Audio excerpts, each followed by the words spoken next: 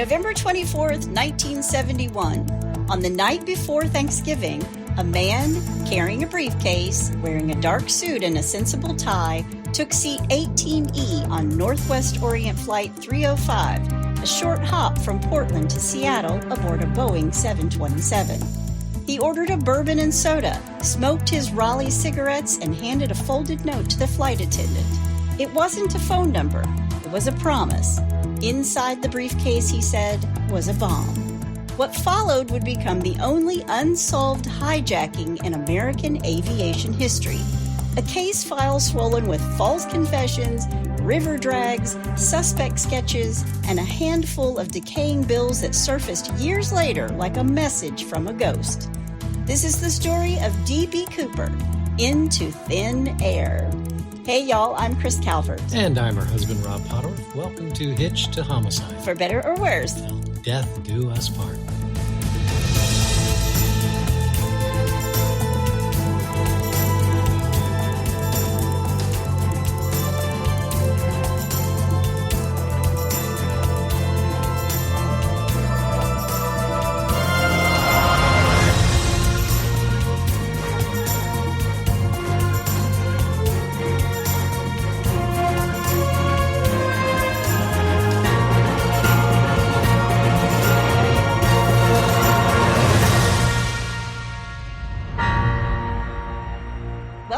Everybody. Yes, welcome. And for our friends in Paraguay.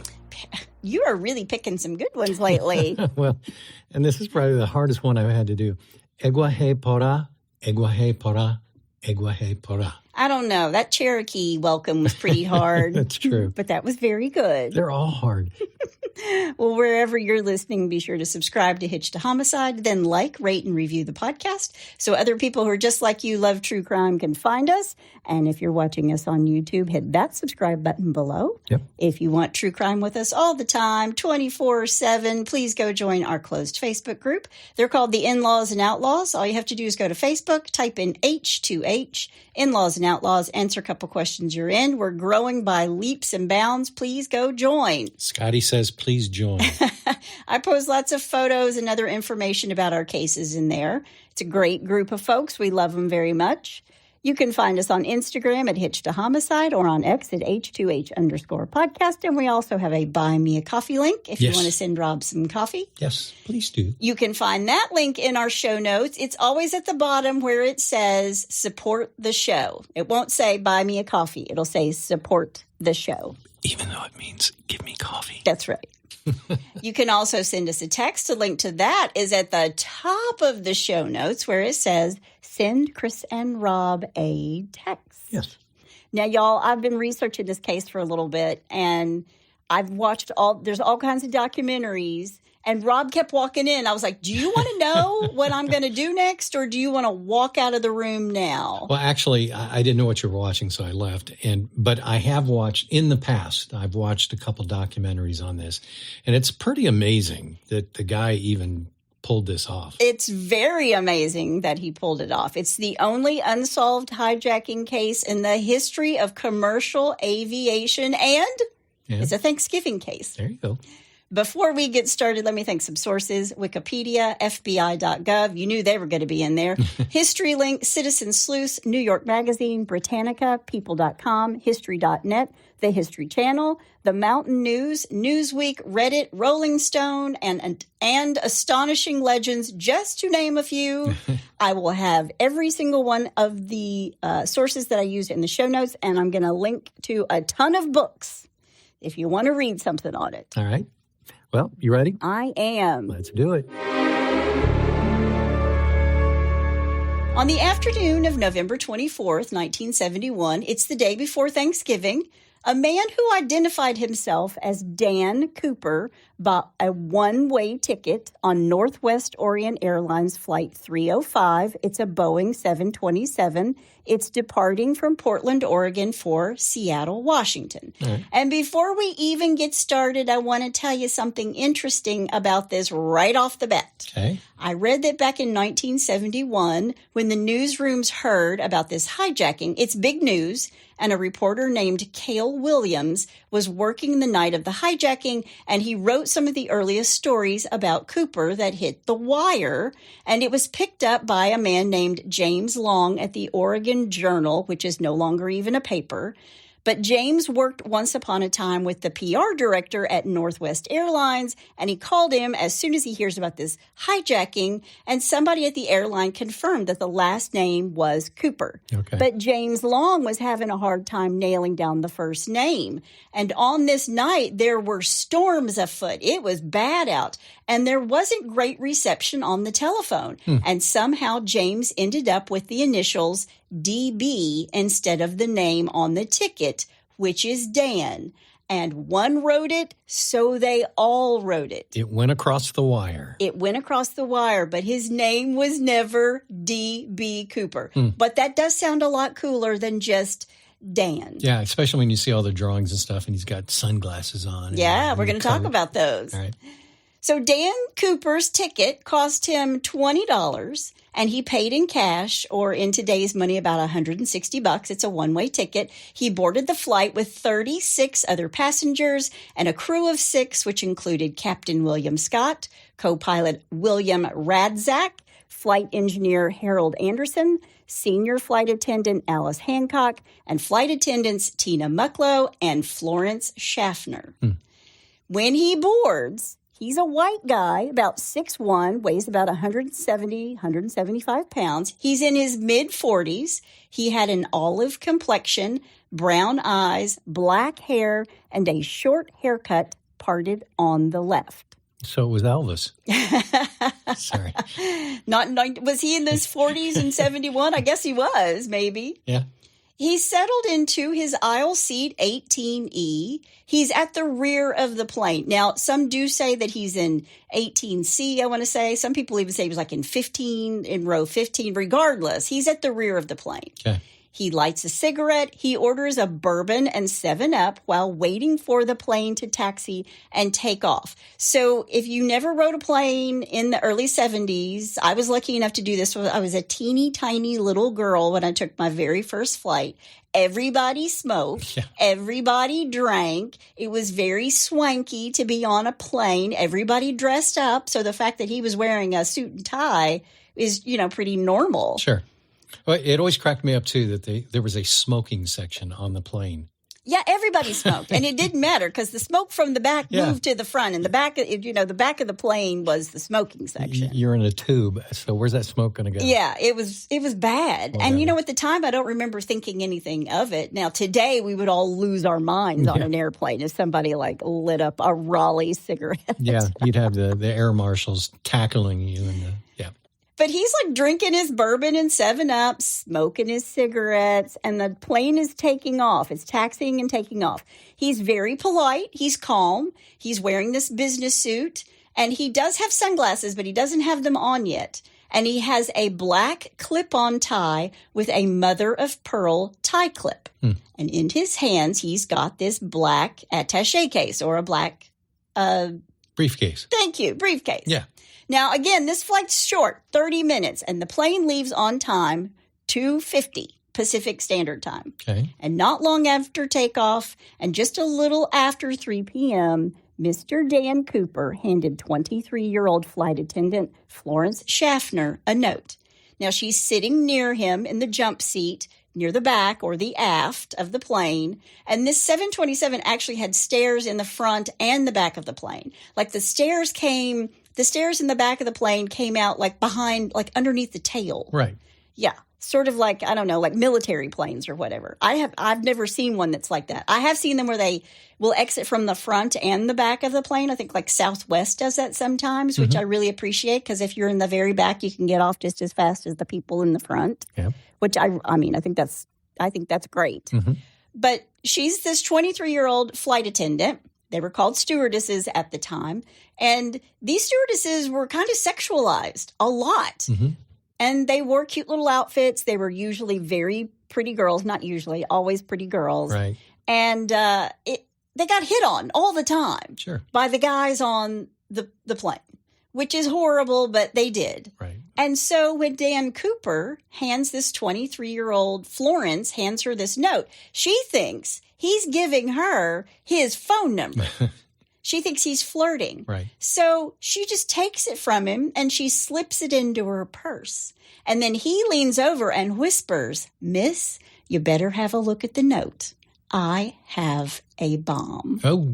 Florence pulls the note back out of her purse and reads it as Dan Cooper watches her. When she's done, he takes it away from her. Now, because he takes it back, we don't know exactly how it's worded, but Florence remembered it was in black felt tip pen, all capital letters. And according to the FBI report, the initial note said, "Miss, I have a bomb here, and I would like you to sit by me." Wow.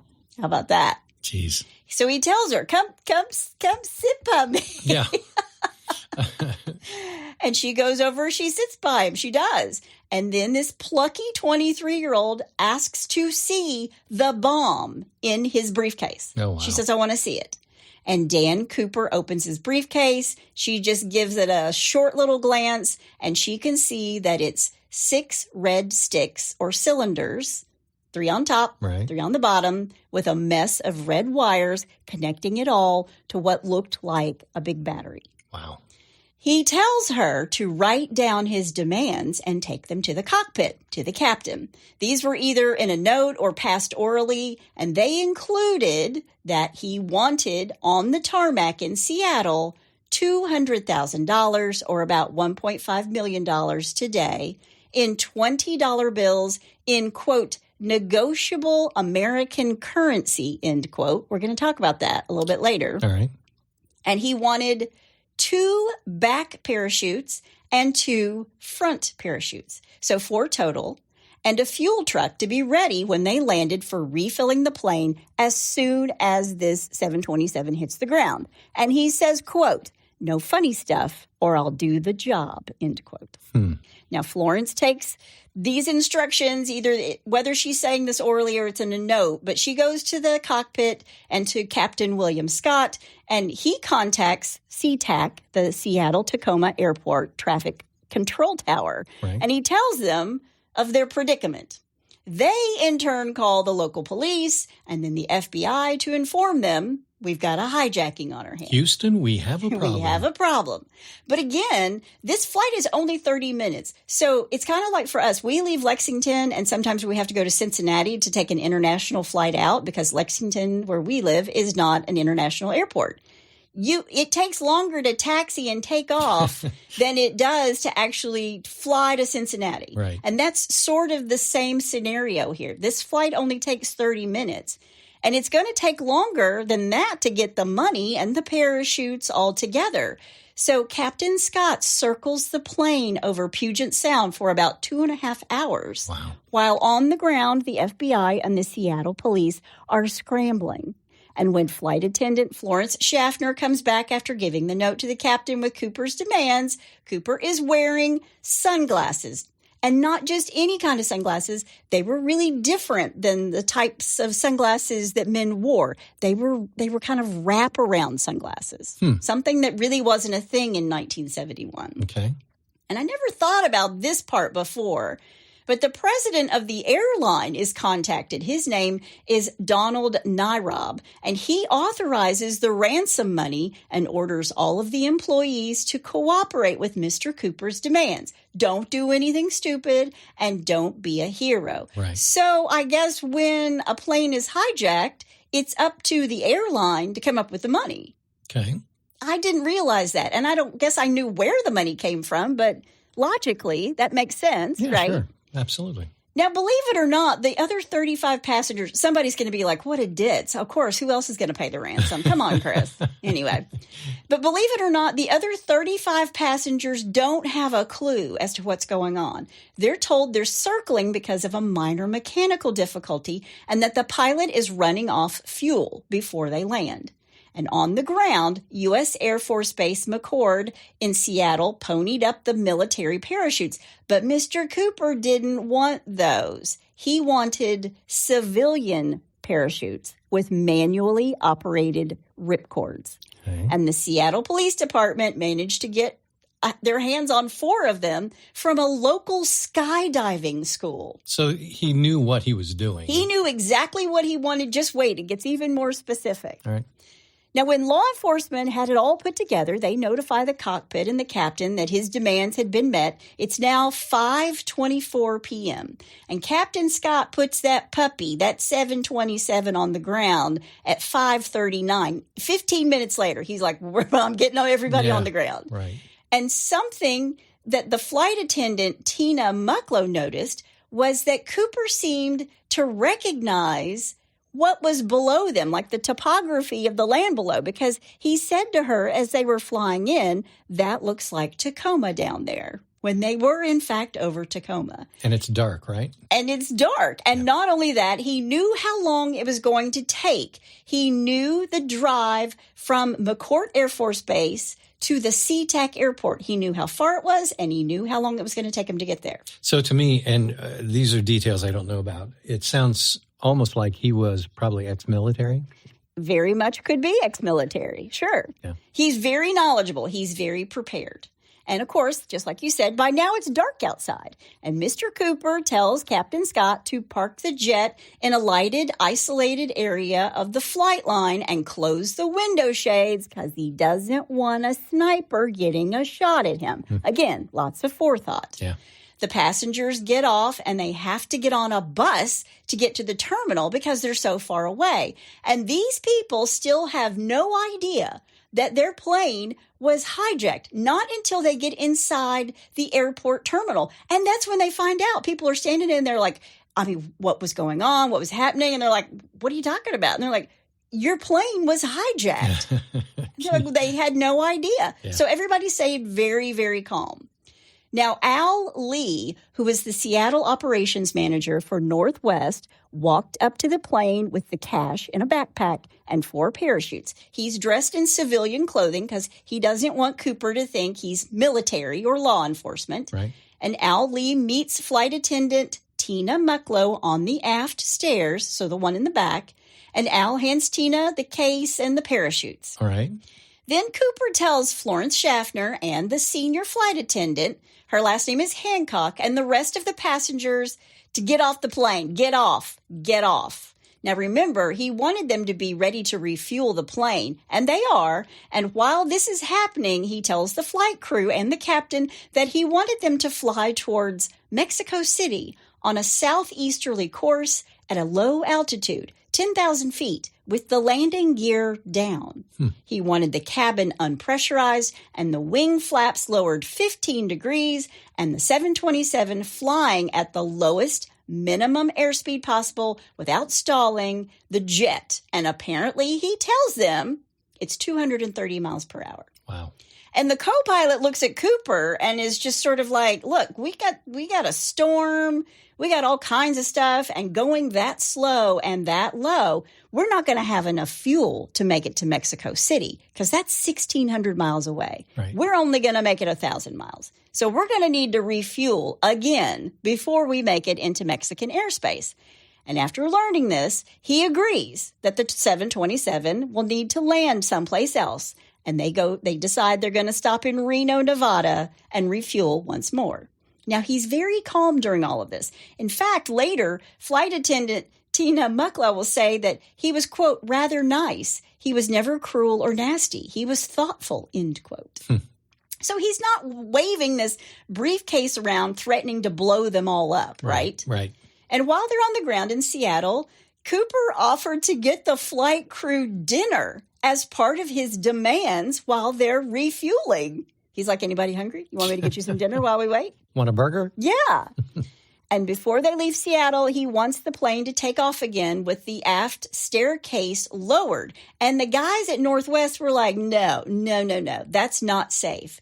But Mr. Cooper insists that it'll be okay and that it can be done. Still, again, this is a compromise. And they're like, no. And they did take off with the exit closed and not open. Okay. Now, there was a delay in refueling because one of the fuel trucks had a vapor lock. I mean, they're probably on the ground going, how many things can go wrong? Yeah. So this 727 took off around 7:40 p.m. Now, the guy from the FAA wanted to speak to Cooper in person, but he said, no way. Let's just get the show on the road. Let's go. Right. Now, on board the plane are 5 souls: Captain William Scott, co-pilot William Radsneck, flight engineer Harold Anderson, and flight attendant Tina Mucklow, and Dan Cooper. Right. He orders and pays for another bourbon and 7-Up. And then he tries to give, he pays cash, and he tries to give Tina the change, like as a tip. Jeez. After they take off, Flight 305 is immediately followed by 2 F-106 Corvair Delta Dart Fighter interceptor jets. And I read that, and I was actually like, how many different jets is that? That's one. That's one jet. Yeah. That's an old jet, too. Yeah, F-106 Corvair Delta Dart Fighter interceptor jet. Yep. They were scrambled from McCourt Air Force Base. There was also a Lockheed T-33 Shooting Star training jet from the National Guard who followed this plane as well until he ran low on fuel and turned back before crossing the Oregon-California border. He was never close enough to make visual contact. And because this plane is going so slow, these jets are circling around it. Huh. Yeah. Wow. Now, once they get in the air, Tina was to go into the cockpit with the pilots, close the door, and stay there. But before she did, she's walking to the cockpit, and she turns around, and she sees Cooper is tying something around his waist. Then at 8 p.m., a warning light comes on in the cockpit that the rear stair hatch has been popped. And the crew got on the intercom, and they actually offer to help Cooper with the stairs. Do you want us to help you with the stairs? Yeah. And he said, no, thank you. At least he's polite. He's very polite. And the flight crew could feel the air pressure in the cabin change. And they knew the door was open. They knew this hatch was open. Right. And this crew is really worried that he's going to jump and save himself and then blow up the plane. Mm-hmm. He's going to leave the bomb behind. Right. Roughly 13 minutes later, the plane's tail quickly rose up enough that the captain needed to adjust and make the plane level again. And the thinking is that this is when he dropped the stairs completely. And it's believed that D.B. Cooper jumped at approximately 8:13 p.m., which is important because they're going to try to figure out when and over what part of the map he jumped to triangulate it so they may know where he could have possibly ended up. Yeah, what was his trajectory when he jumped off the stairs, or the speed of the plane, the wind, Yeah. Now, I just want you to remember, it's dark. There's just forest underneath him. Yeah. It's raining. It is raining, and this plane is going 230 miles an hour, and he's in a suit with a briefcase because he takes it with him. Yeah. And a backpack full of cash, and 2 parachutes. Wow. 2 hours later, at 10:15, the 727 landed in Reno with the back stairs still down. The Reno police, FBI agents, Nevada state troopers, they all surround the plane because they don't know if Cooper is still on. Right. And the cockpit's closed, so they can't tell air traffic control if he's on the plane or not. Sure. And of course, he's not there. He's jumped out of this 727 in a suit in the middle of the night in a storm with his briefcase and the money. And he took all the notes with him, too, that he had written. A question, just because I know what these back stairs look like on a 727. When he landed, did they drag the tail of those stairs on the runway? They would have had to. You would think so. Yeah. You would think so. Yeah. Yeah. So, it's not important, but I've never read that, but I just know that they landed safely and the aft stairs were open. Yeah. Okay. The only thing, he's taken all this stuff with him. The only thing he leaves behind is this clip-on tie and the butts to his cigarettes that he smoked on board and fingerprints. Okay. Now, he jumps, And remember, these jets are circling this 727. None of the pilots ever saw Cooper parachute from the plane or had any idea or estimate about where he might have landed. And these two F-106 pilots didn't see anything with their own eyes or on radar, like a parachute opening. But again, it's dark, it's cloudy, it's storming, and the plane is going 230 miles an hour. Right. Pretty scary. Yeah, well, and radar wasn't as sophisticated as it is these days. Nothing was as sophisticated as it was these days. For goodness sake, we're smoking on the 727 and just, holding a bourbon in our hand while the plane takes off. Yeah, and the computer systems that took us to the moon were, we have iPhones that are more powerful than what that entire thing was. Yeah, more computer technology in an iPhone. Yeah. So they land, they realize Cooper's not on the plane. So what can the authorities glean from this 727 now that it's all over? Cooper left behind 8 cigarette butts, Raleigh filter tips. They were recovered from the ashtray in his seat. The ashtray in his seat. He drank 2 bourbon and 7s, and as far as his glasses, well, they got lost in the mix. They didn't know which 2 were his glasses. But there was a single hair that was recovered from Cooper's headrest, but it's never been linked through DNA to any suspect. Hold that thought. Okay. Now, again, what they know is that he jumped around 8:13, and after this, to this day, no one knows what really happened. But lots of folks are going to try to piece it all together. Now, there are plenty of D.B. Cooper experts out there. I think there are like 50-plus books written about him. Wow. And even more documentaries they're more than you can shake a stick at. If you are a D.B. Cooper aficionado, please don't come for me if you don't like my theories or what I've researched as facts, because there are apparently message boards for D.B. Cooper sleuths, and they get ugly with each other over who's right and who's wrong. You're not right. Yeah, I mean, one guy who's got like a bunch of theories and has like a podcast. He posted like a picture of his family on Facebook, and somebody said that he and his family were ugly. Oh, jeez. I saw that in a documentary, one of the many that I watched. Oh, man. I know you are, but what am I? I know, exactly, right? Let's all be adults here. Oh, my gosh. The number of questions that remain after Cooper jumps and this plane lands are too numerous to count. Really? Yeah. And all these years later, we don't get more answers, we get more questions. Sure. So did he know that the plane could not make it to Mexico City? And that was just some sort of diversion? He knew that the plane could fly at such a low speed and a low altitude. Yeah, he obviously knew. Yeah, the pilots didn't think it was possible. And then he tells them it's possible. So had he planned on jumping out way before Mexico City anyway? Yeah. And why did he need 4 parachutes? Because he leaves 2 behind. Did he want the authorities to think he was taking some of the crew with him? Maybe don't sabotage these chutes because I'm going to make the crew jump too, right? Yeah, that's good. And he's jumping out of this plane with a lot of crap on him. Parachutes, his briefcase, he's in a suit. And because he wanted $20 bills, he's carrying around 25 pounds of cash with him. But I did see that military guys jump with like 80 pounds of gear on them. Yeah. So they're like, if this guy is ex-military or whatever, 25 pounds and a briefcase, it wasn't not that big of a deal. Yeah. So did Cooper have so much experience with parachuting that it wasn't a big deal?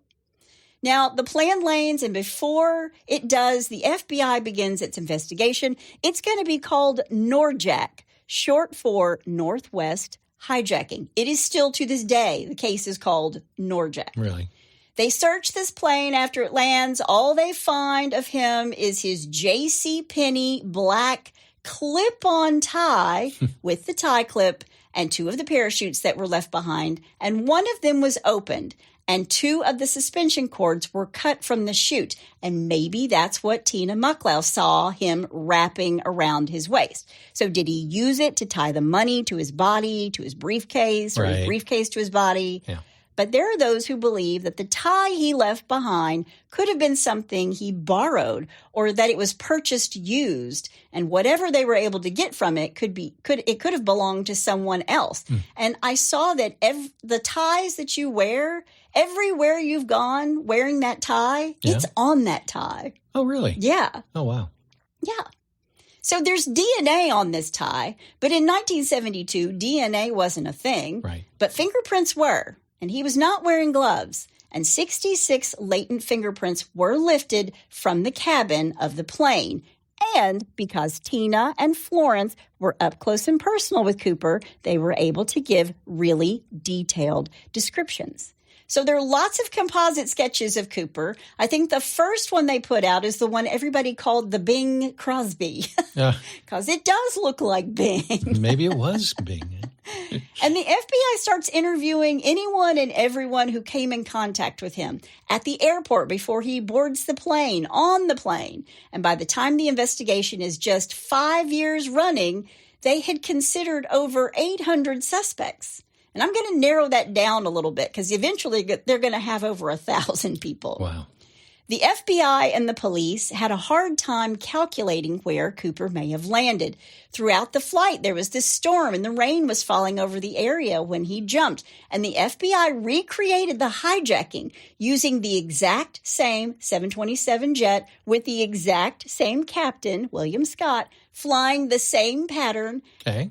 And they attached 200 pounds of weight to a sled and pushed it out of the aft stair opening. And they got the same kick on the tail that they had, just like the crew experienced up front in the cockpit. Mm-hmm. And it's believed that somewhere over this rugged terrain of southwestern Washington state near Ariel, Cooper opened the rear stairs and parachuted into the night with the ransom money strapped to him.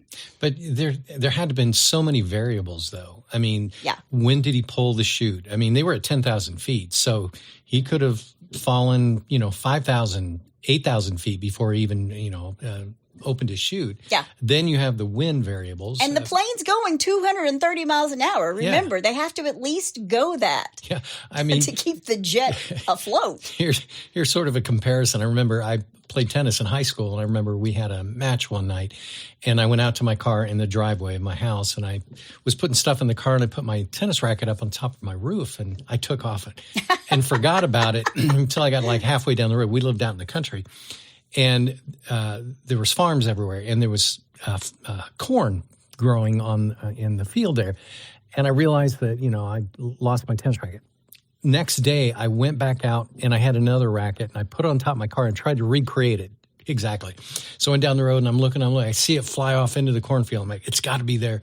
So I stopped the car, run out there, and I'm walking around the short corn stalks and things, and I stopped, and all of a sudden I looked down between my legs, and there was a big old snake. I thought you were going to say I found both of them. No, I lost the other one, and so I lost 2 tennis rackets, and I did a Fred Flintstone across the top of the field because... That is not where I thought this story was going. I didn't either, but you did. So anyway, my whole point is there's so many variables. Yes. That how would they know? Yeah. Okay. Sorry. You're exactly right. You and your tennis rackets, D.B. Cooper hopping out of a plane, going 230 miles an hour. Yeah. Right. Yeah. The key flight path analysis places Cooper's likely parachute exited in the Victor 23 air corridor, with landing possibilities between Ariel, battleground orchards, and nearby farmland. And the GIS coordinates that are usually cited as the suspected drop zone are 45 degrees, 56 minutes, 59.99 seconds north, and 122 degrees, 38 minutes, 59.99 seconds west, close to Woodland, Washington. Okay.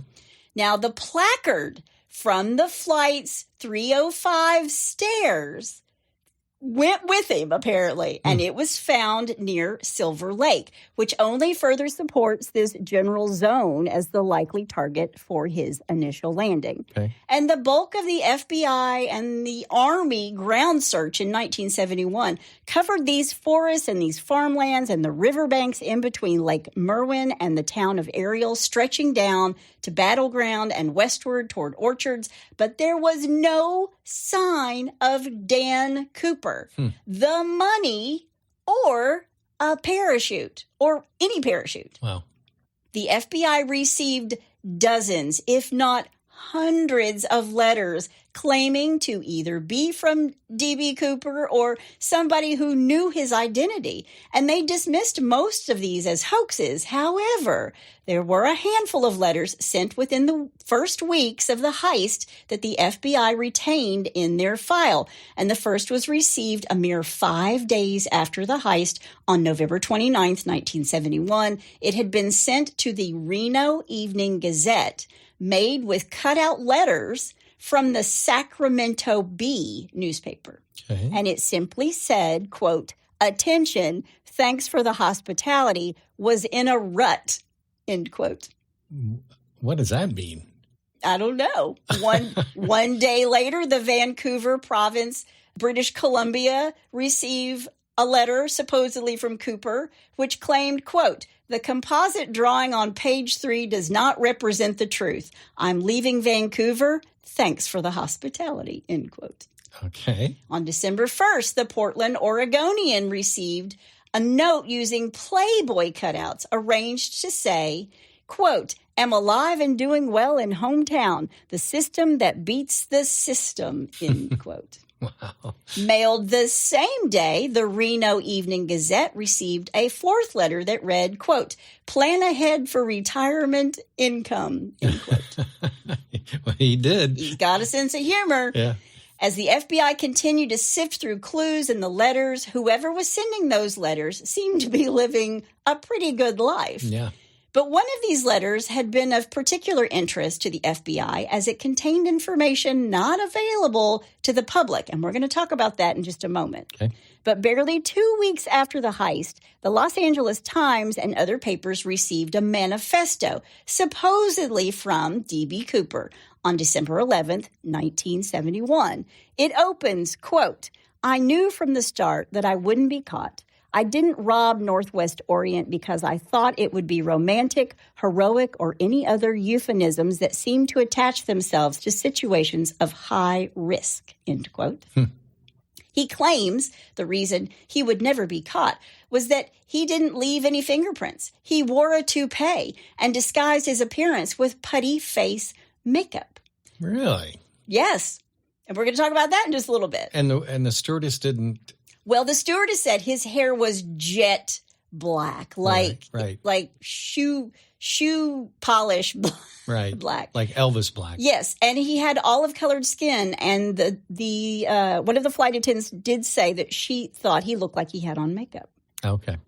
Now, taunting the investigation, this letter, this manifesto continues, quote, "They could add or subtract from the composite 100 times and not come up with an accurate description, and we both know it. I've come and gone on several airline flights already," end quote. So he's telling them, I don't look like that guy, and I'm already flying again. He's just wagging it in their face. He is, but near the end, he unveils his fate, claiming, quote, "Unfortunately, I do have only 14 months to live. My life has been one of hate, turmoil, hunger, and more hate. This seemed to be the fastest and most profitable way to gain a few fast grains of peace of mind," end quote. Wow. Yeah. I wonder so did he have cancer or something? And by the way, I said stewardess early. Don't email me. I said stewardess I because... didn't even notice instead of flight attendant. It's a flight attendant, but I said stewardess because that's what they were called exactly. at the time. They did call them stewardesses at the time. I'm not a misogynist at all. Okay. But on this second letter, there was a signature, but the FBI is going to redact that when they finally release it. Now, I'm trying to go... in chronological order. I'm trying really hard to go in chronological order. So there's some stuff we're going to have to talk about a little bit later. Right. From December 24th, 1971 to July 13th, 1972, 14 different men attempted to repeat D.B. Cooper's heist. Really? Many of their requests were similar to Cooper's, but included handy items like machetes or helmets and jungle boots.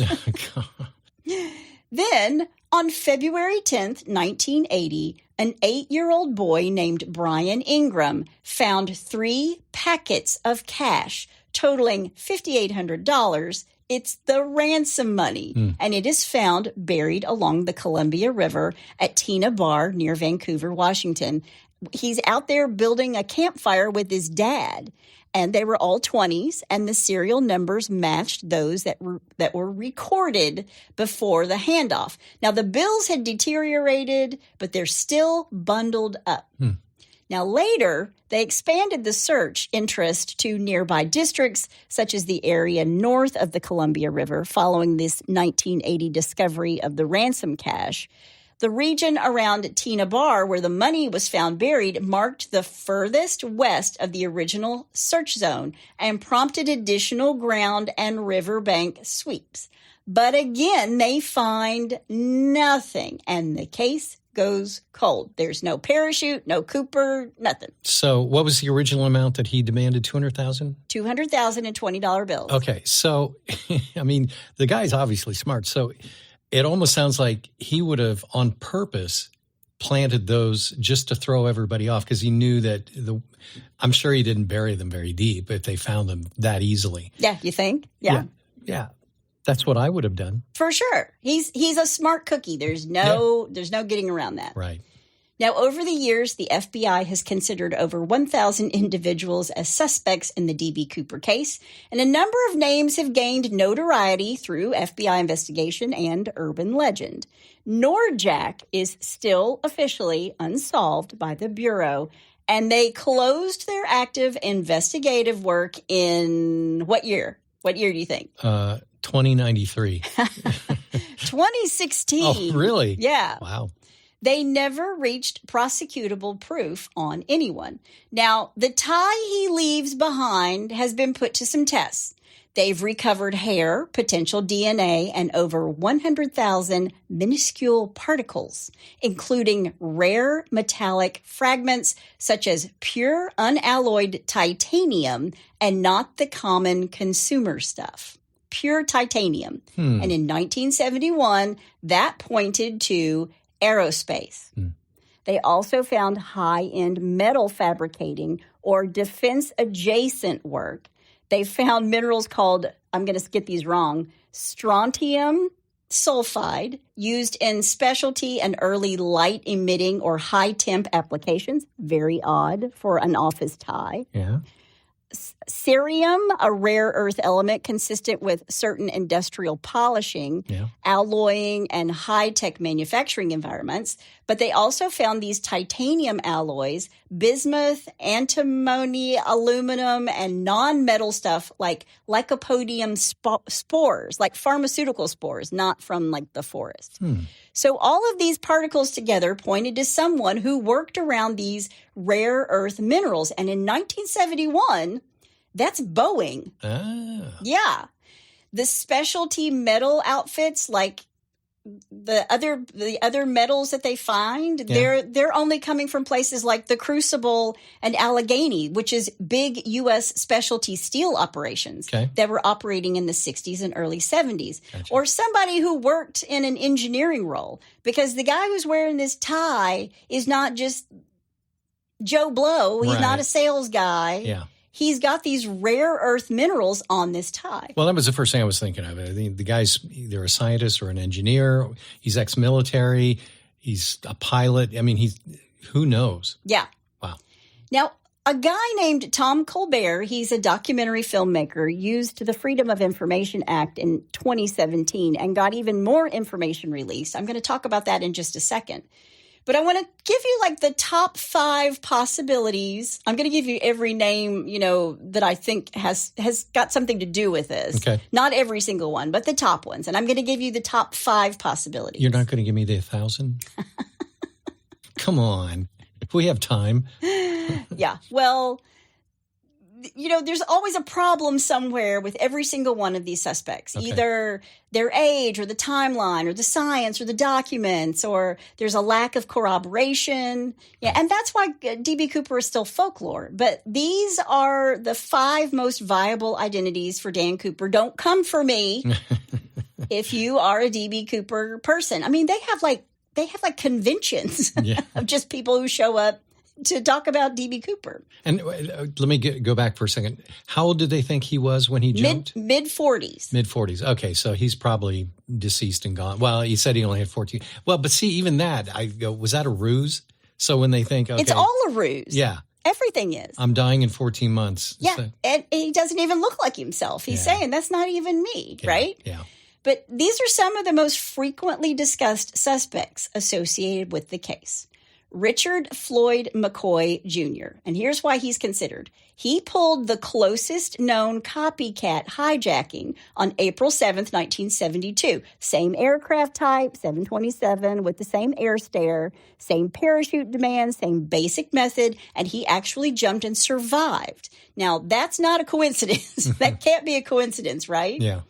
In 2024, new claims from his adult children that the parachute they found in their mother's shed is the D.B. Cooper chute that put McCoy back into the spotlight and reportedly nudged the Bureau to relook at him and DNA. Oh, wow. Yeah. Now, Richard, I think he actually went by Ricky. He had Vietnam service. He could fly a plane. He could fly a helicopter.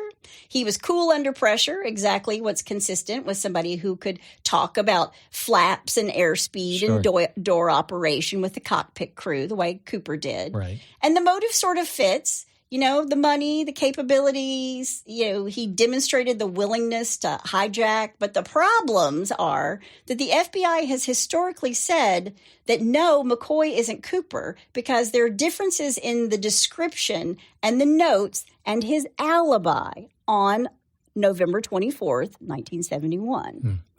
If the 2024, quote, we found the chute line doesn't pan out, because this is fairly new, right, he kind of drops down on the list again. I mean, but I did put him on there. Okay. He's the only suspect with a proven, nearly identical hijacking and now a 2024 evidentiary hook that could, in theory, be tested, right? Gotcha.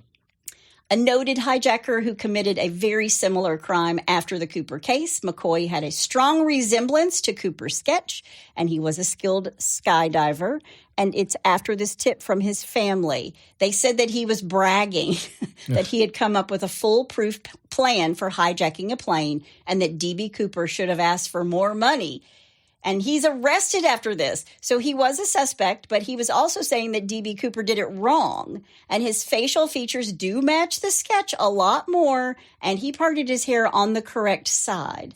And after his successful hijacking, he escaped with all but $30 of the $500,000 he escaped with. Wow. He spent 45 years in the Lewisburg Penitentiary, and he was known as the Mormon hijacker because he taught Mormon Sunday school and he studied law at BYU. And if you think about it, his little suit was kind of like the little black pants and white shirt, that you see the Seventh-day Adventist. Yeah.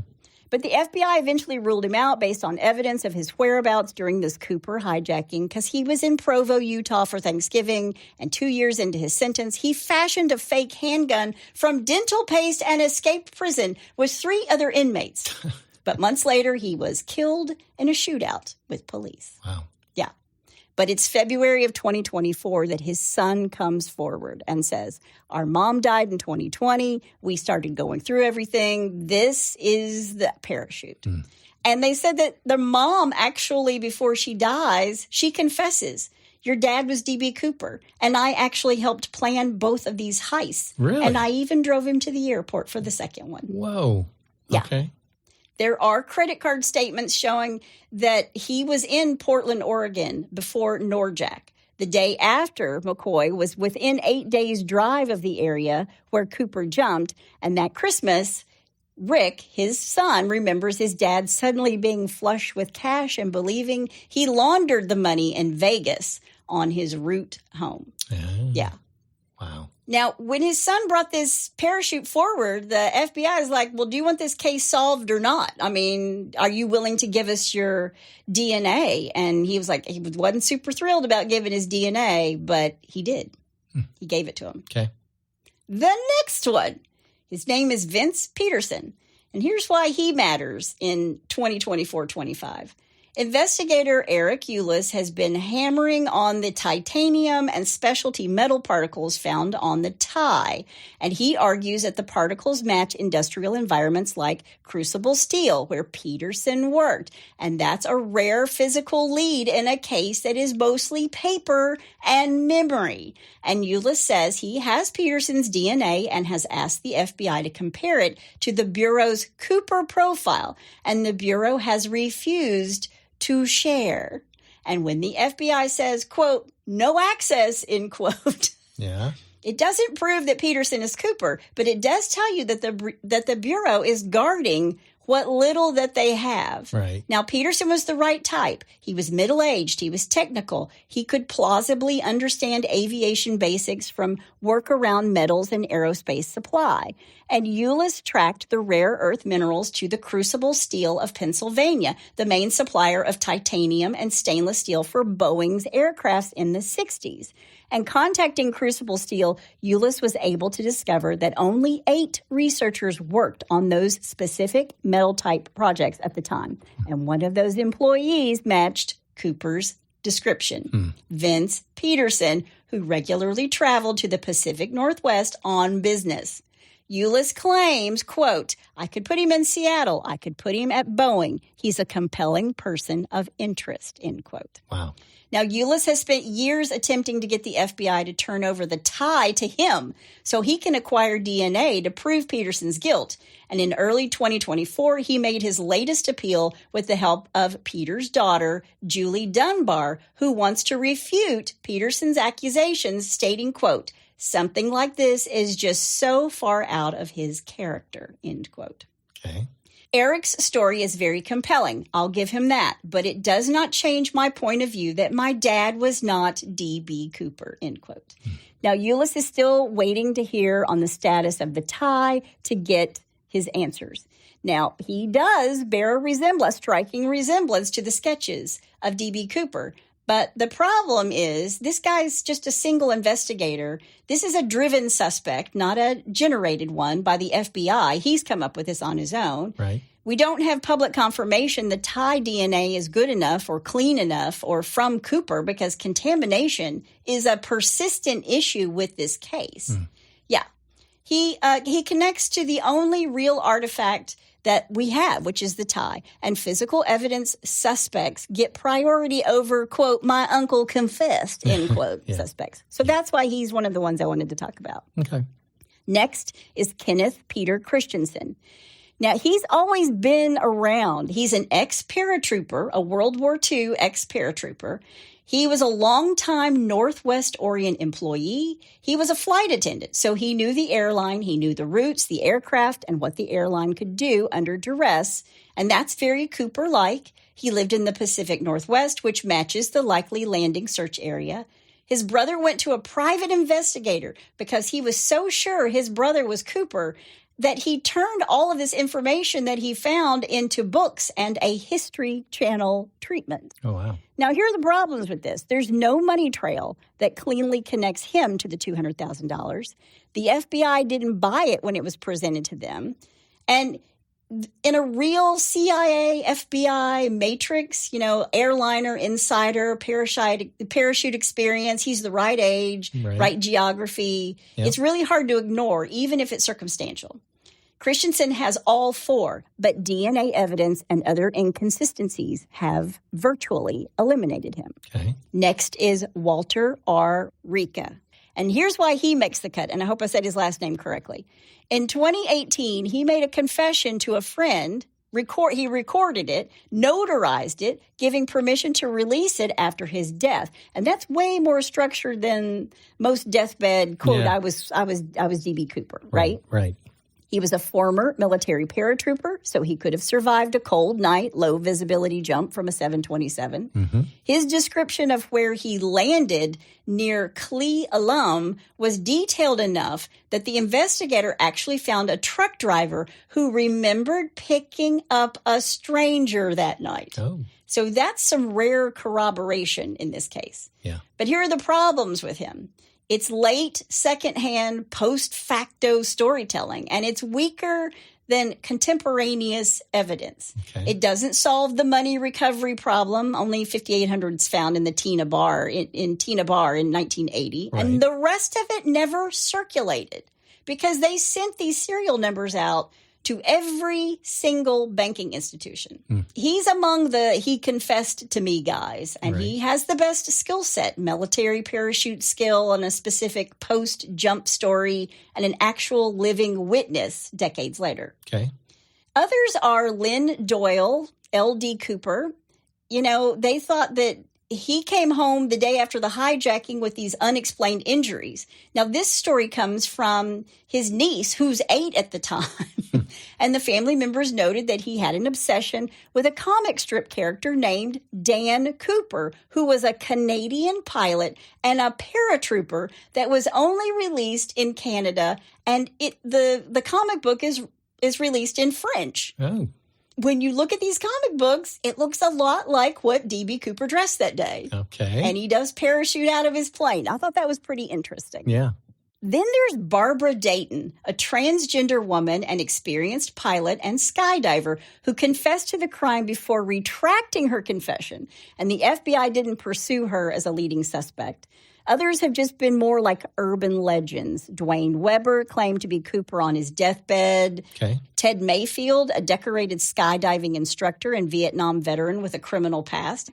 But the one guy that is widely favored by amateur sleuths as potentially being D.B. Cooper is a man named Robert Rackstraw.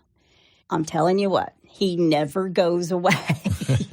He is a Vietnam vet. He flew planes, helicopters. He had parachute experience, explosives experience. His skills portfolio is right on the money. Really? He tried to fake his own death in 1978 and had an overall, quote, I can outfox authorities, end quote, personality that really matches the Cooper profile. Right. There's a long civilian research trail on him, books and a media push that argued that he had both the operational skill and the psychological profile to do it.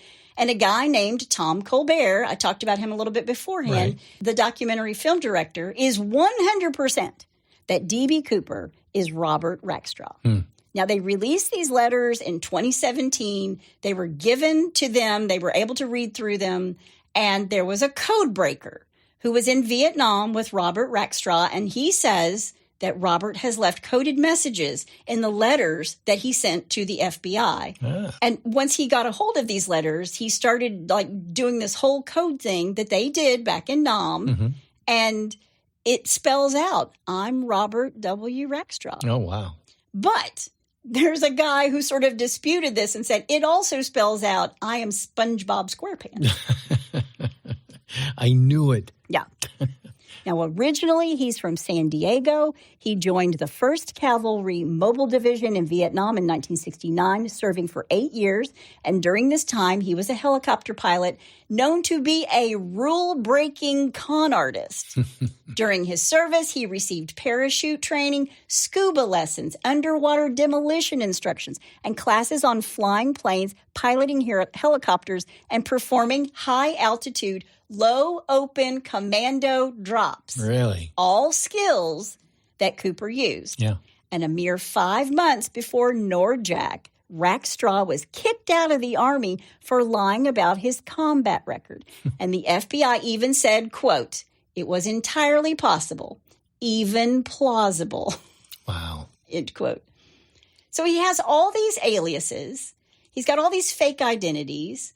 And his refusal to definitively clear himself through DNA or public testimony have fed these ongoing suspicions. So people have talked to him in the past, and he will never say if he is or if he isn't D.B. Cooper. So, and he won't give his DNA. Okay, that was my next question. Yeah. I wonder why he won't get, well, obviously, if he doesn't want to be. Well, this was back then. Okay. But all these hidden messages and the media attention, his interviews, the letters, the cryptic hints that some investigators interpreted as coded confessions, the 2016 documentary The Last Master Outlaw, and other investigative efforts highlighted circumstantial links. And following the release of the FBI letters, these codes were found on 2 of the letters, and former Army codebreaker Richard Sherman, he's the one who decoded the messages that said, I am Robert Rackstraw. Right. And again, it was just a basic counting cryptography system. I'm Lieutenant Robert W. Rackstraw. I'm Lieutenant Dan. Yeah. Now, Rackstraw's documented anger was at least part of the motive for the hijacking of Northwest Flight 304. And throughout the 80s, Rackstraw committed a series of crimes, including check forging, stealing cars, identity theft, and selling explosives. While being held for stealing IDs in Stockton, the local police submitted him to the FBI, and they examined his mugshot, and the FBI identified 9 points of match between it and Cooper's composite, from their odd head shapes to their male pattern baldness. Okay. And when the Stockton Record interviewed Rackstraw, they wrote he, quote, identifies with the spirit of D.B. Cooper as a person. He says he had challenged the legal system and beat it. The prisoner then oddly switched to the first person. I think I stand for the American people. I really do, end quote. Wow. Yeah. Now, later, the Los Angeles Times asked him if he understood why he was being considered by the FBI, and Rackstraw replied, quote, oh, yes, if I was an investigator, I definitely would. I wouldn't discount myself or a person like myself, end quote. Maybe he just liked the attention. Yeah. Yeah. On February 9th, 2018, Rackstraw, now in his mid-70s, was asked to confirm or deny whether he was Cooper after his name came out that was in this code, and his reply was, quote, there's no denial whatsoever, my dear, end quote. Oh, really? Yeah. So he confessed. Well, he didn't confess. He just did. I can neither confirm nor deny. Okay. Robert died in 2019, and despite extensive speculation, he was never officially charged or confirmed by the FBI as D.B. Cooper. And the FBI actually eliminated him in 1979, saying that he was too young because he was only 28 in 1971. Okay. And remember, the eyewitnesses said he's 40. Right. And there's really never been any direct, actual evidence that ties him to it. Quote, we looked hard and passed, but there were lots of people who believed that Rackstraw had the swagger of D.B. Cooper. He had a bone to pick with the man or the system. And there are theories that he worked for the CIA. Oh, wow. And the CIA trumps FBI every time. Sure. So they've actually come out and said, if national security was threatened by exposing Rackstraw, the FBI would say there's no there. Right. Right. Well, and too, didn't they say that he wore makeup and plastic appliances and things like that? He said that. Oh, okay. Cooper said that. Okay. Not the FBI. The girls, the flight attendants, said his hair was super dark, like it wasn't real, like it had been dyed. Right. And he looked like he had makeup on. Okay. But Rackstraw's ex-wife did say he was always traveling and he always would carry with him a black briefcase. And one day when he wasn't around and it was unlocked, she looked inside. She just wanted to know what he was carrying around. And guess what she found? The bomb? A toupee and a mustache. Oh, wow. And she has said that he would leave for work sometimes, like leave for a work trip with a mustache, his real mustache, and he'd come home without it. Like he'd shaved it on the road to become somebody else. Yeah. Interesting. But even though the Bureau has said no on pure capability and audacity, Rackstraw is one of the few people of the era who could have executed that jump and then stayed slippery for decades. Okay.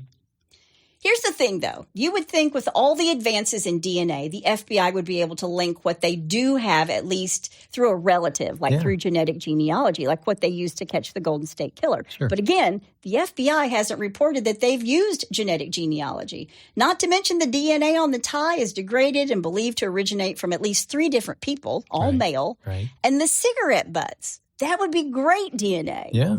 They were apparently lost somewhere in Las Vegas. Or were they purposely? Conveniently lost. Yeah. And did D.B. Cooper, the guy who was being D.B. Cooper, did he work for the CIA? There you go. Yeah. Now, just this year in 2025, the FBI released more pages, and it's a new window into the manhunt the FBI executed. And in all of these documents that have been released, D.B. Cooper investigators have found that there's nothing that can really connect Cooper to a suspect. And there are redacted pages in these newly released documents. So why, after all these years, is the FBI still holding back information? Yeah. Whoever was D.B. Cooper is clearly dead, or he's like 95 or 100. Right. And as far as the money is concerned, the FBI knows it's never been used. The serial numbers and the money went out to casinos and banks, every financial institution, and none of the bills, save for the ones that little Brian Ingram found, have ever been seen. So who was Dan Cooper?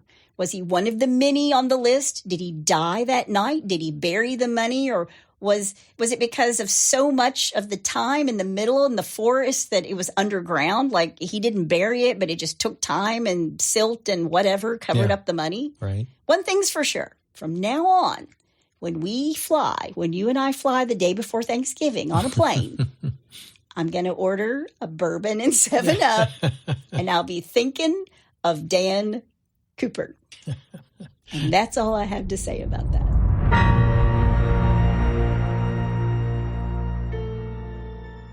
For nearly 7 years, Jane Doe has lived in the shadows, her past buried deep beneath layers of secrecy and silence.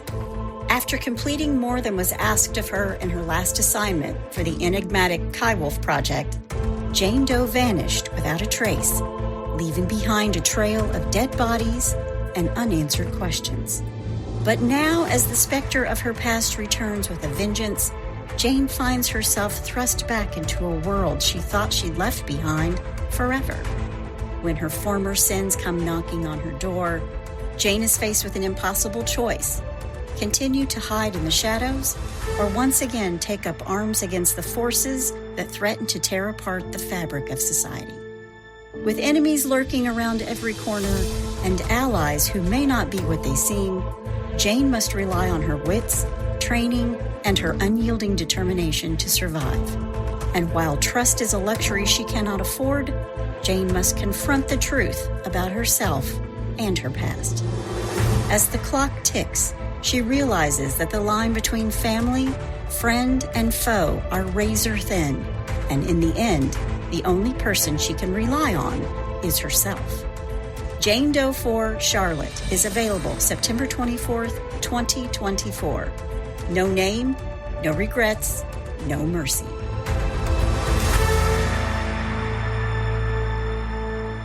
Okay, here's my take on the whole thing. I knew you would love this case. There's not a homicide, and we are hitched a homicide, but it is a true crime, and since it happened around Thanksgiving, and I just think it's fascinating. No, it's very fascinating. And the thing is, whoever did this, you have to look back in the 70s. There was no internet. There was no YouTube. I mean, this guy had to know detailed flying instruction. Yeah. I mean, there's no way around it. No way around it. Yeah. Today, I mean, you can learn to fly 747 on YouTube. But or simulator, right? Yeah, exactly. But back then, you would have had to been trained to know all of that information. So I think Rackstraw is the only guy. Yeah, I think the FBI, the CIA, I think they all know, especially if they're retracting or redacting information. Still redacting information. Yeah. I feel bad for the documentary filmmaker Colbert. Yeah. Because, I mean, he's staked his reputation and he's put a ton of money into this. And, I mean, he says 100% it's him. Right. But the FBI has come to him and said, you're wrong. Yeah. It's not him. And that just sort of tore apart his whole world. Yeah. And if he was CIA, I mean, there are all kinds of CIA agents who've been interviewed over it. And they're like, if he was CIA, you'd never know it. Right. You would never know it. Right. Well, we probably will never know. We won't. Who D.B. Cooper is. This is going to go on forever. But I can guarantee you we're going to know who these idiots are on Bless Your Heart. Well, bless your heart. All right, number one, I'm calling Breaking Badly Stupid. Okay. A Long Island scientist copped to running a Breaking Bad-style meth lab that initially landed on police's radar when he called about a break-in at the facility last year. Okay. Matthew Leshinsky, 23, basically called the cops on himself when he dialed 911 around 3:30 a.m. to report a burglary in progress at his purported establishment, Quantitative Laboratories, LLC. When Suffolk County Police reached the scene, officers found broken glass at the entrance of the lab, a facility which they eventually realized was secretly manufacturing and pumping out methamphetamine There you go. and other controlled substances. No. More than 100 items of lab equipment, chemical reagents, and solvents that go into meth were found, along with over 3 ounces of meth, 625,000 milligrams of pure ketamine. Wow. And 20 plastic jugs of GBL, which is similar to the date rape drug, GHR. Jeez Louise. Also, about $40,000 was also seized by the police. Quote, He's 23? Yeah. Quote, the defendant was operating a Breaking Bad-style drug lab and tried to conceal it under the guise of a legitimate business, Suffolk District Attorney Ray Tierney said. Yeah. Yeah, Leshinsky, I got to be careful how I say that. Yes, please do. Leshinsky claimed on his LinkedIn page that Quantitative Laboratories, LLC, analyzes cannabis. Okay. Yeah, though he admitted to manufacturing the potent and deadly drugs, his lawyer attempted to paint a positive picture of his client. Attorney David Besso said his client is a brilliant scientist who is examining drug addiction for the public good and denied he sold meth out of the lab. Just out there doing the Lord's work. He was, while he said Leshinsky, God, that's so dangerous to say, applied for a Department of Environmental Conservation Alliance. He was working without the correct certification when he was arrested. Yeah. Quote, this is his last quote. Unfortunately, he went about it the wrong way, Besso said. You think? Yeah. Bless his heart. Oh, my God. It's like he's got a little trailer with all this stuff and he's probably got like a Ferrari sitting next to it or something. He's 23. Good Lord. I know. All right, number 2. The bandages are off, but the charges are sticking. Okay. An Alabama woman named Iconic Face, and no, you didn't hear that wrong. That's her legal name. Iconic Face. It's in Alabama. Iconic Face. Was found guilty this week on 2 counts of armed robbery after holding up a Mississippi bank 2 years ago. A crime she allegedly committed to fund her plastic surgery. Face's case was originally slated for trial on June 28, 2021, but the surgery-obsessed thief requested to plead guilty beforehand. Okay. After the 39-year-old's plea, Circuit Judge Randy Parrish, I believe that's how you pronounce his name, Parrish Muller, sentenced Face to the maximum term of 15 years on each count to run concurrently, NBC News reported. The criminal was detained March 30th, 2019 at Houston's George Bush. Be careful how you say it. I know. There's a lot of names that I could just really screw up. George Bush International Airport after re-entering the country from Mexico. It was suspected she had received her bank job-funded procedure there as subsequent mugshots showed her sporting surgical tape around her nose. Under the birth name of, here we go, Jimmy Maurice Lewis II, Face was found guilty at the age of 26 of another robbery on January 20, 2009 in the U.S. District Court for the Northern District of Alabama. Yep. Face was sentenced and served 51 months in federal prison in that case, in which she reportedly demanded a teller to give her at least $20,000. After her release, she legally changed her name to Iconic Face. Iconic Face. You can't make that up. You cannot make that up. Did she have an iconic face? Well, you have to look up the picture. It's kind of like, you spent how much on that? Well, a lot of people go to Mexico for plastic surgery, so yeah. All right, number 3, and finally. Finally. I'm not drunk, you're drunk. No. A woman was busted in Massachusetts for drunk driving after cops found her driving with something unusual attached to her Range Rover, police said. What? Quote, drunk drivers always think they can drive fine, police in Wilmington posted on Facebook Tuesday. In addition to her inability to stay in her own traffic lane, there was something else about her vehicle that caught other motorists' attention. A gas pump nozzle. Authorities in Middlesex County identified the woman as Alicia Esquilin, 24, of Hudson, New Hampshire. She was arraigned Monday on charges of operating under the influence of liquor, negligent operations of a motor vehicle, and an open container violation. Yeah, I bet it was according open. to that newspaper. Police said that the gas nozzle was later returned to its rightful owner, a gas station about 6 miles away. Here, sorry. Sorry about your gas pump. Sorry, I ripped that off. Oh, my God. Don't drink and drive. Yeah. We're in the middle of the holidays, guys. Oh, Call an please. Uber. Yes. Do not drink and drive. Nope. Please don't drink and drive. I'm was not good to drunk. know. You're drunk. I know. It's like, feel my nose. It's numb. Oh, my gosh. Well, if you have a bless your heart or you know somebody's heart who needs blessing, all you got to do is go to hitchtohomicide.com. When you get there, there's a pull-down menu, and while you're there, you can also suggest a case or tell us about your brush with true crime. Do it. That's my amazing husband out there. And that's my beautiful bride in the booth. Join us next time on Hitch to Homicide. Bye, y'all.